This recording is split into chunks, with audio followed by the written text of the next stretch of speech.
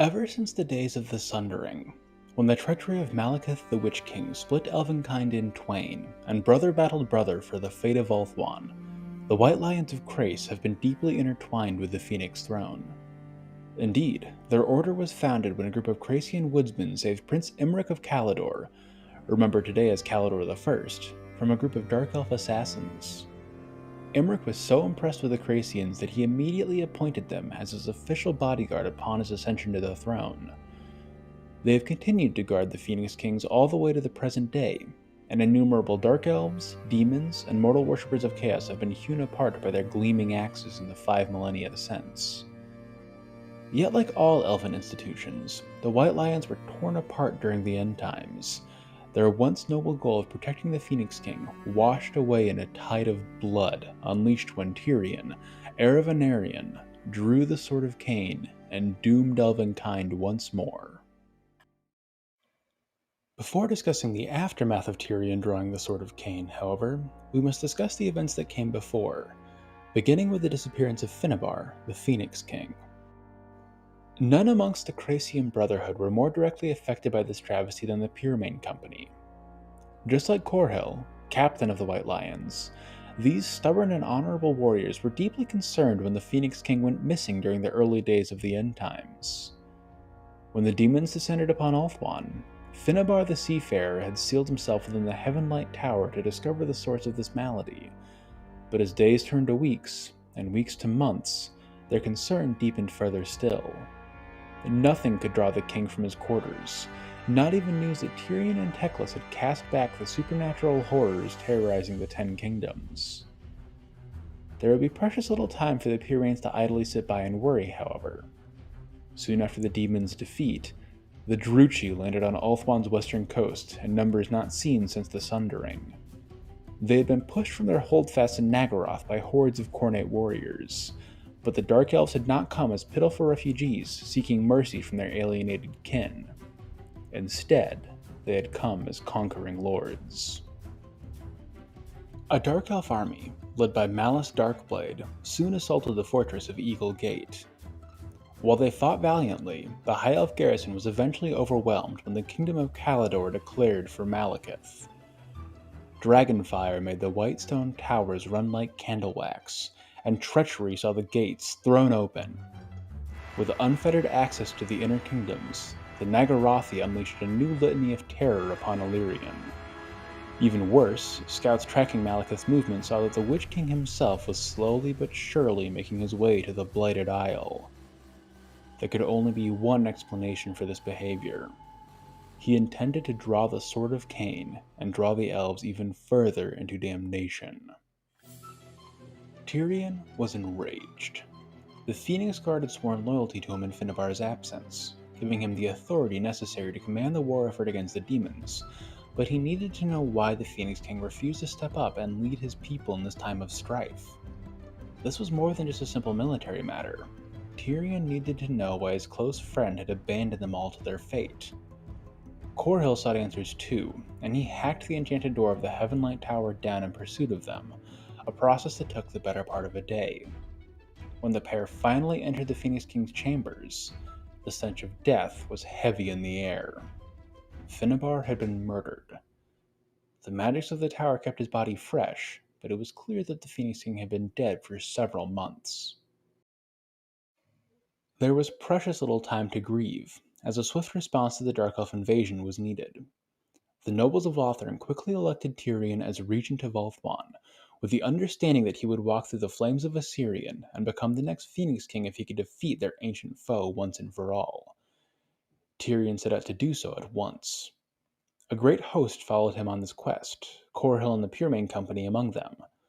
Unfortunately, Malekith had expertly positioned the armies of Mallice Darkblade and Tolarus Dreadbringer between Eataine and himself.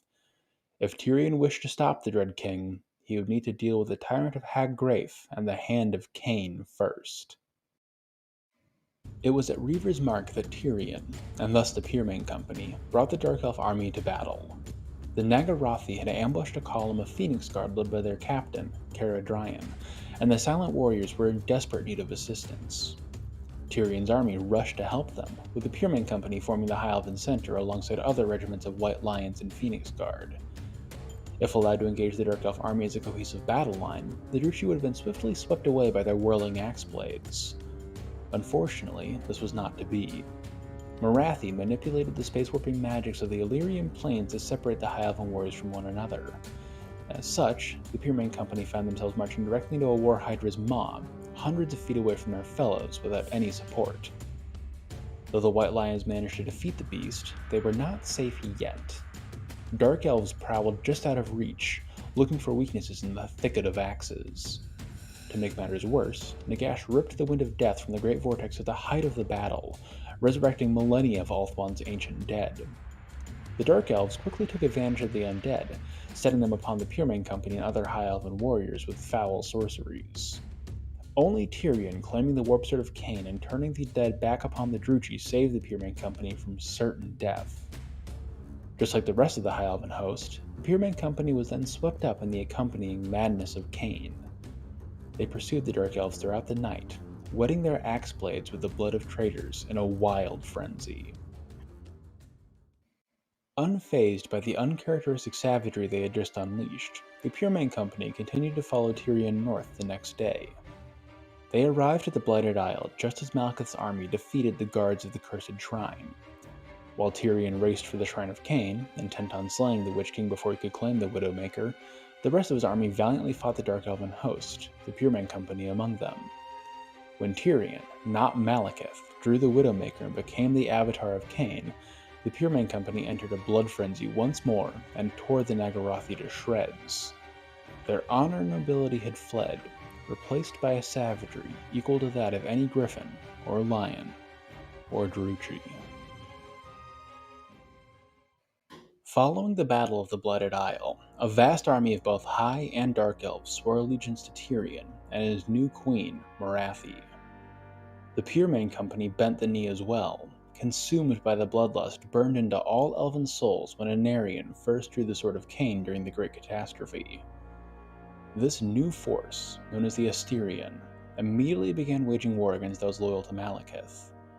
It's unclear what exactly the Puremane Company did as Tyrion's court fell further and further into the depravity of Khaine, but it seems likely that they joined Corhill as he battled the forces of the Witch King. If that's the case, they would have marched south on Lothern, while Tyrion stayed in the north. Here, the Puremane Company would have seen the might of the Ten Kingdoms unify to repel the Asterion, as well as the first public appearance of Malekith since the Battle of the Blighted Isle. Witch King no longer, Anarion's son had successfully passed through the flames of Assyrian and survived. Now, clad in golden plate, he rallied the forces of Lothern and cast back the Asterion as Phoenix King of Ulthuan. Fully half of Corhill's army was slain, many of the Puremane among them. In the aftermath of the Siege of Lothern, the Shroud of Khaine began to fall from many of the Puremane Company's minds. The cruelties of Tyrion's court in Gothique became apparent to them. Prisoners were being hunted for sport, and debauchery was abundant. The fact that Morathi, the hag sorceress herself, was Tyrion's consort was enough for many of the White Lions to question their loyalties. Despite being fast friends with Tyrion, Corhill shared their doubts. When news arrived that Tyrion wished to march against Avalorn and capture the Everqueen, Corhill and the White Lions almost abandoned their posts. Only the heartfelt pleas of Adrana saw the Puremane Company march north once more. A mage who had also fallen to Khaine's madness before being freed by her distance from Tyrion, Adrana hoped to free Tyrion from both Morathi and the Sword of Khaine's influence. She needed allies to do so, and hoped the stubborn White Lions would be her salvation.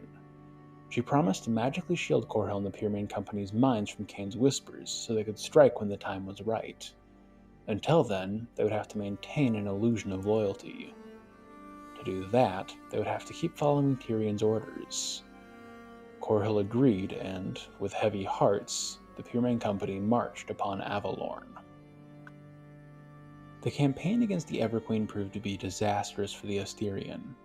Alariel, who had been fused with Ariel to become the one true avatar of Isha, held court at the magically charged site of Withalan. She had brought an army of wood elves with her, and while the Aserai were badly bloodied in the battle, Tyrion's army was routed when the ancient treeman Durthu grabbed the avatar of Khaine and threw him several leagues away. Despite their clarity of mind, the Puremane Company fought against the Wood Elves to maintain their deception as fiercely as any other regiment of the Asterion. The fact they didn't wish to engage in such butchery was surely little comfort to the elves and forest spirits cut down by their ferocious axes. It was only when Corhil heard Tyrion and Morathi planning to kill, rather than capture, Alariel that the Puremane Company sprang back into action. Long had Corhil and Adrana debated whether the removal of the sword or Morathi was more important, but this news left them with precious little time to make up their minds. When the Dark Elf assassin Shadowblade told the High Elven duo that Crone Hellebron would happily destroy the Sword of Khaine for them if they could just deliver it to her, Corhil decided to go for the blade. He knew that the Blood Queen of Harkonneth would sooner die than destroy such a sacred artifact, but he hoped that its removal from Tyrion would free him from its influence. A restored Tyrion would surely slay Morathi, defeat Hellebron, and return Ulthuan to its former glory. The White Lions knew that delivering the blade to the Blood Queen was a death sentence, but they saw no other way to save their beloved people. With grim determination, they set about implementing their plan. Corhil had thought about how to steal the Widowmaker for several months at this point, and his plan was a good one. Rotating the Sword of Khaine's White Lion Honor Guard to only contain loyal members of the Puremane Company, Corhil stole the Widowmaker under the cover of night when Tyrion was sleeping. The Blade's Honor Guard stayed behind, sacrificing their lives to maintain the illusion that the sword was safe for just a little while longer.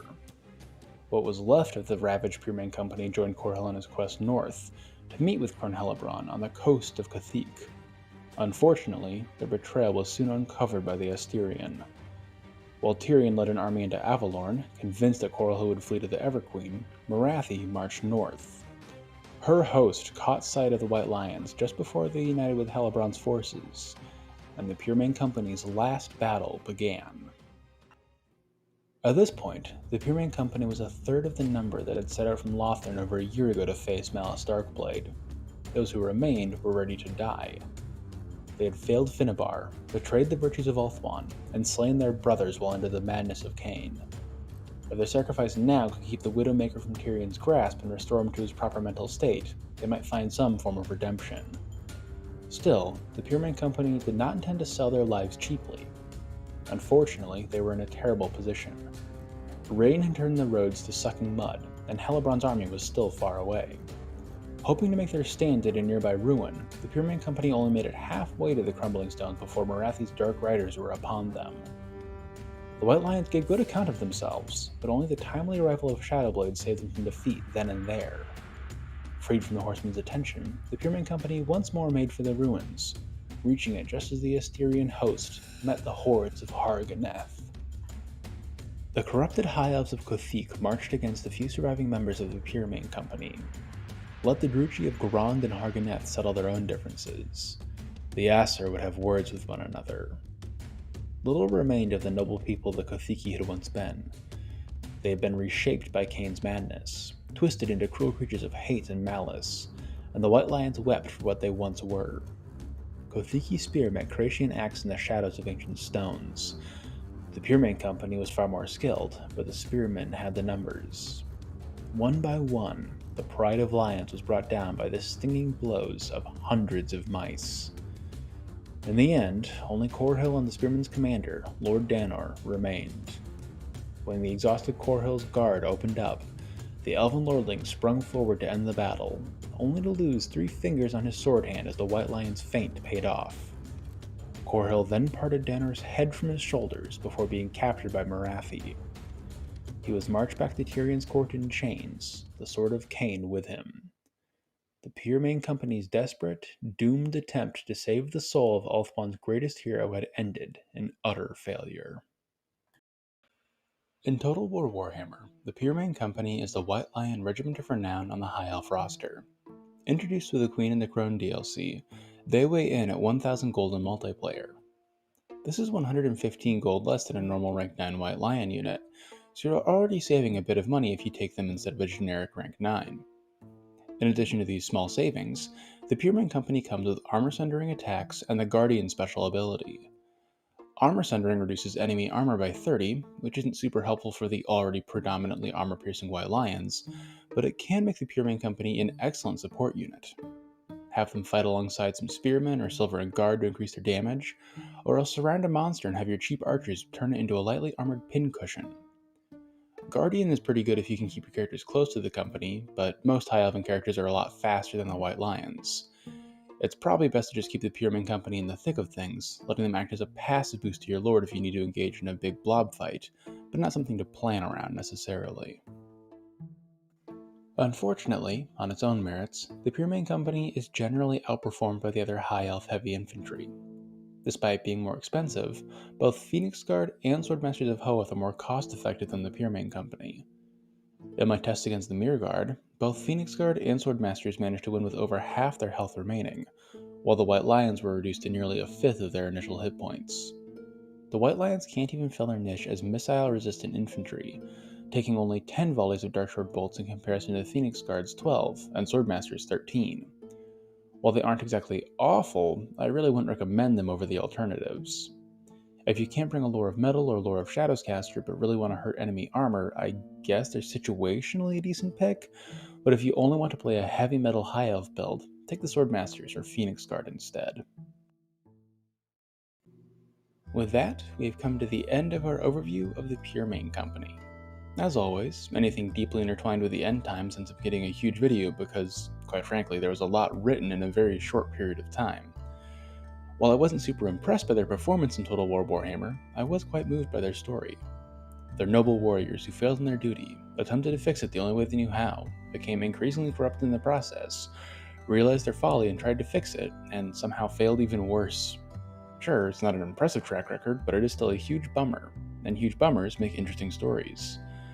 I wish we had some pre-end time stories about these guys to see them before they fell into Khaine's grasp, but unless the old world does some unit focus features, that seems unlikely. Oh well. If you enjoyed learning about the Puremane Company's plight, consider leaving a like, a comment, maybe subscribe and such. You could also join my Discord, which is a pretty nifty place to just hang out, toss memes around, and vote on future video topics. This video was actually chosen by the Discord, so if you want to have influence yourself, that's the way to do it. Until next time, this has been Sigmar's Chosen, signing off for now.